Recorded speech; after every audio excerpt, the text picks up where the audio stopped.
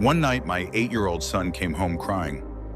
His friends had laughed at his drawing, said it looked like a potato with legs. He ripped it up, said he'd never draw again. I knelt down and asked, "Why do their words matter more than your joy?" He couldn't answer, and that's when it hit me. We're raising kids who are brilliant, but brittle, smart, but shattered by a single comment. And I realized I never taught them how to handle the hard stuff: rejection, failure, judgment, loss. That night, I pulled out a book that changed my life, Meditations by Marcus Aurelius. And I thought, what if Stoicism wasn't just for old philosophers in robes, but for our kids, for us, as parents trying to raise strong, kind, unshakable humans in a chaotic world? This is the guide I wish I had.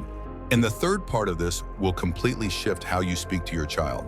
And hey, if anything in this hits home, drop a comment. Let's talk about it. Part 1. Teach them to control the inner world, not the outer one. Let me tell you a story. A father once told me, "My son punches the wall when he loses at video games." So I asked him, "What do you say when that happens?" He replied, "I tell him to calm down, and then I take the controller away." Here's the problem. We are parenting the symptoms, not the cause. We're trying to fix the external behavior when what's really broken is internal wiring. Stoicism teaches this core idea. You don't control the world, you control how you respond to it. It sounds simple, but it changes everything, especially for a child. Because let's be honest, most kids grow up thinking, "I'll be happy if everyone likes me. I'll feel good if I win the game. I'll be okay when the world treats me right." But that makes them fragile, because the world won't always be kind. And that's why we teach them early. Your peace comes from within. Let's say your daughter gets left out of a party.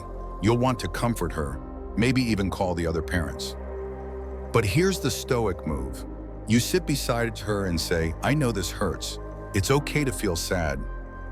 But this moment doesn't define you. Their choice is not your value. What do we do with this feeling now?"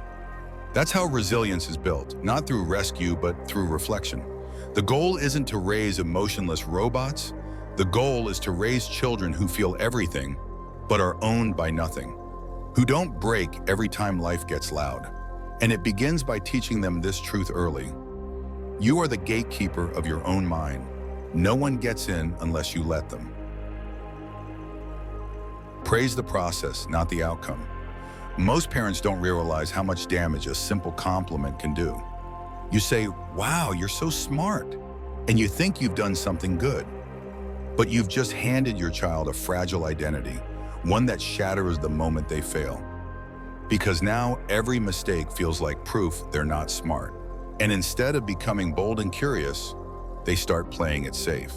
This is why Stoics never cling to praise or criticism, because both are dangerous if they become part of your identity. So if your kid brings home a drawing, don't just say, "That's beautiful." Say, "I love how focused you were while making this." If they study hard for a test and get a bad grade, don't say, "That's okay, you'll do better next time." Say, "You showed real discipline this week.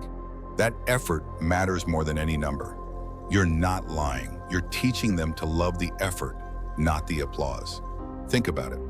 What kind of adult do you want them to become? Someone who panics every time they fall short? Or someone who sees failure as feedback, not judgment? We all say we want resilient kids, but resilience isn't built in comfort. It's built in moments where the outcome doesn't go their way, and they still walk away proud of how they showed up.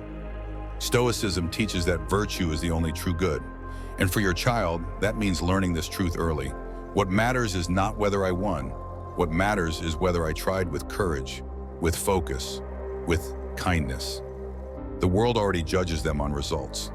Your job is to anchor them to something deeper. When they lose, show them how to stand tall.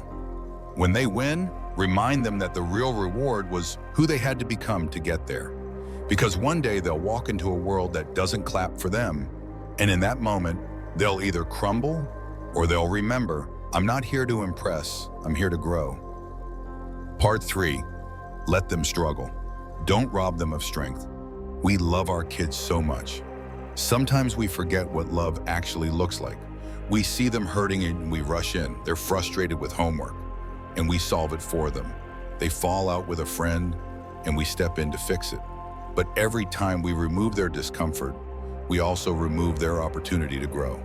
That's the harsh truth. You can either protect their feelings in the short term or prepare their soul for the long term. But you can't do both.